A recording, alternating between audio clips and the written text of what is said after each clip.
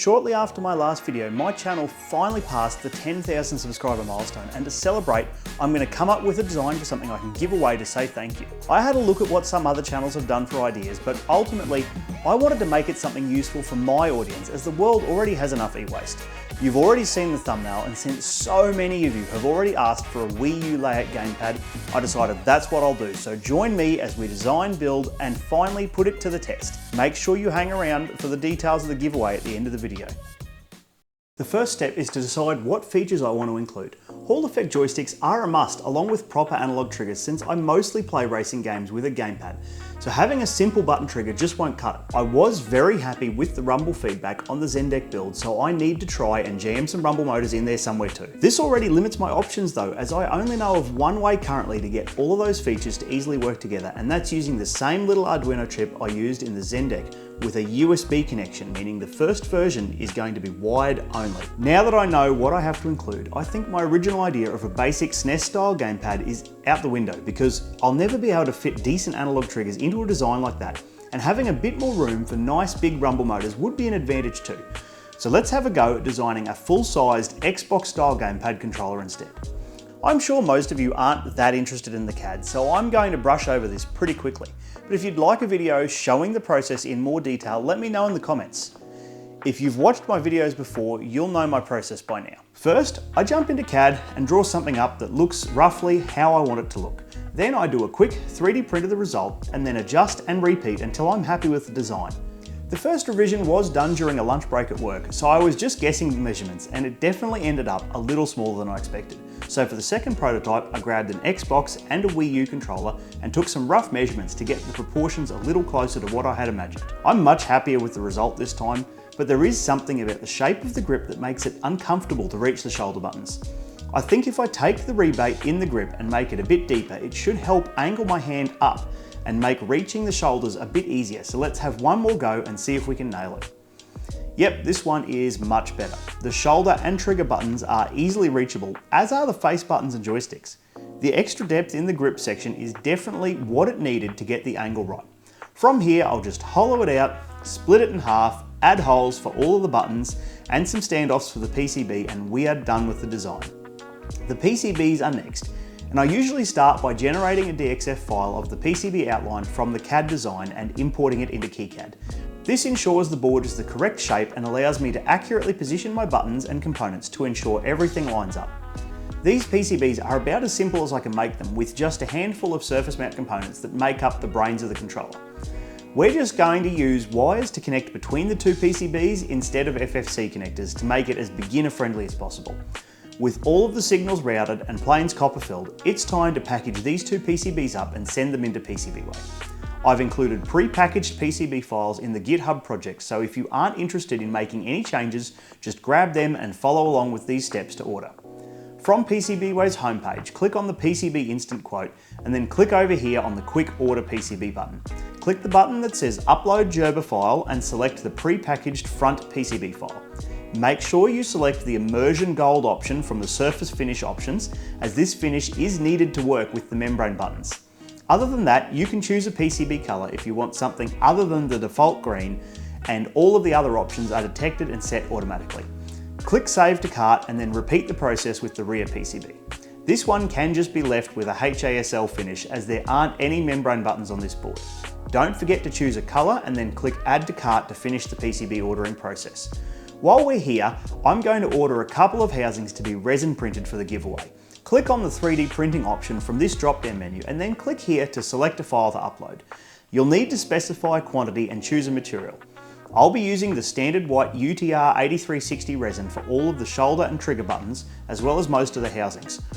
I'm also going to grab a couple of the housings in the amazingly clear UTR 8100 resin, so we can make some nice retro looking transparent coloured controllers. PCBWay can also dye the clear resin to be a certain colour, but I'm just going to get mine clear, and I will give them a light coat of paint here once I've decided what colours I want. And that's it. With the order placed, there's only one more thing to do, and that's to thank today's sponsor, PCBWay. I'm going to be giving away a couple of these controllers at the end of this video, and PCBWay has helped make that possible. You've already seen the PCB and 3D printing options, but PCBWay can also do machining, sheet metal fabrication, and injection molding. so make sure you check them out at the link in the video description if you need any of their services. If you've already got a 3D printer at home, you're probably wondering if you can just print this yourself and save some money. And the answer is, of course, yes. I've even written a short guide as part of the GitHub page to help get the best possible prints of these parts on an FDM printer, including print orientations and recommended settings for supports. Here's one I printed on my Ender 5 using eSun's Black Galaxy. With the recommended settings, there is very minimal support material needed for the front of the housing, and even the tricky thin bits around the face buttons print very nicely. I even had a go on my resin printer and found that the housing printed very well there too. Now, let's take a look at how PCBWay got on with their prints.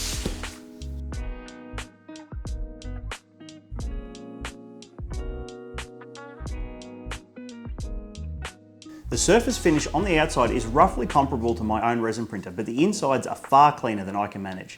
These should go together nicely. Here's the real star of the show though, the UTR 8100 clear resin housings. This finish never ceases to amaze me with how clear they managed to get these prints. I'm going to leave the white housings unpainted so the winners can choose whatever colour they'd like to paint them. But I've got some semi-transparent paints here for the clear housings, so I'm going to give these two a quick spray and then we can get stuck into the build. Alright, the next step is to assemble these PCBs. I won't go into detail here, but I've included a basic PCB assembly guide as part of the GitHub project. So if you're following along at home, go there for further details. The main things to watch out for on this PCB are the orientation of the 32U4 chip, WS2811 chip, and the RGB LED.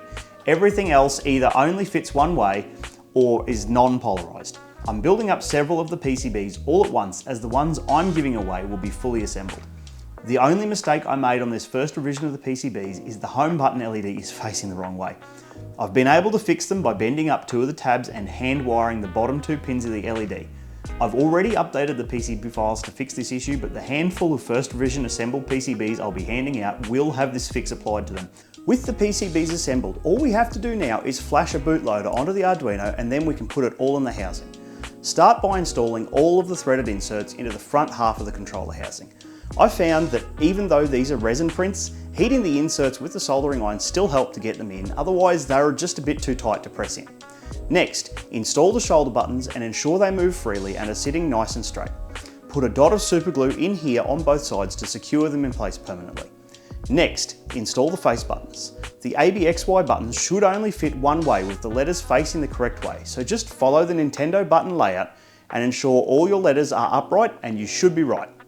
Plus and minus are next, along with the home button. Now, just install the membranes and then we can bolt the front PCB in place, followed by the rear PCB. Next, we need to install the rumble motors. Unfortunately, the cheap replacement rumble motors I bought have foam completely covering them, rather than the strip in the middle that the genuine Xbox rumble motors have. So I've just had to cut a ring from the outside of the foam so it still fits in the housing.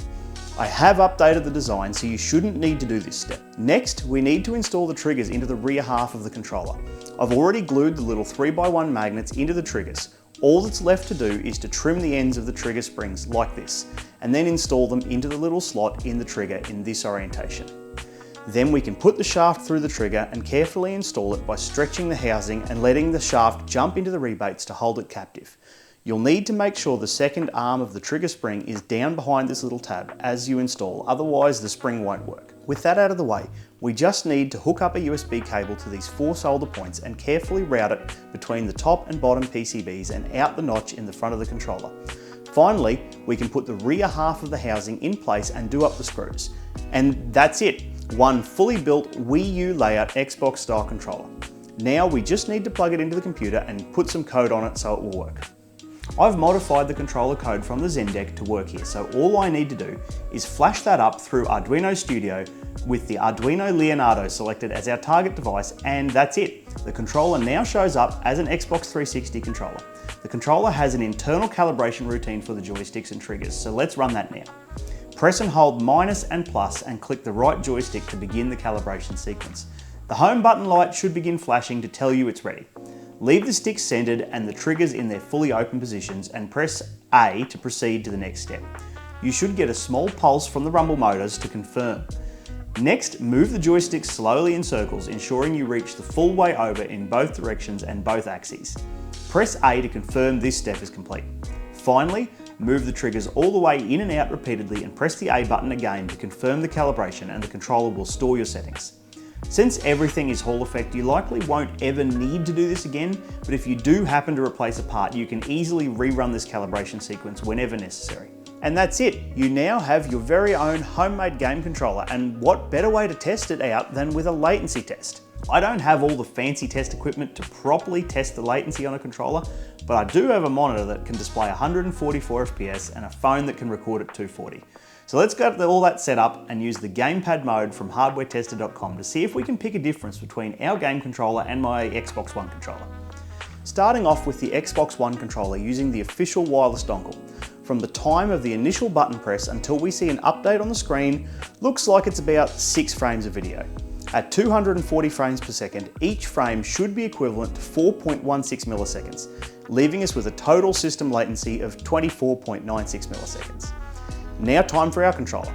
From when the button stops moving to action on screen was on average about 4.5 frames of video, making our total system latency with our controller 18.7 milliseconds. The display was often just starting to show at frame 4 and was fully on by frame 5, so I'm calling it 4.5 frames, but in reality it could be a little less than that. This is one of the unfortunate side effects of having a mismatch between the display FPS and the camera FPS. It's also quite difficult to tell exactly when the button press occurs using this method, so don't take these measurements all too seriously. I'm only trying to prove that this controller is at least on par with a modern game controller, so it should provide an excellent gaming experience. I'm really happy with how this first revision turned out. The controls are all very comfortable to reach and the controller feels nice and responsive to play on. I'd definitely like to have a go of building a wireless version of this in the future.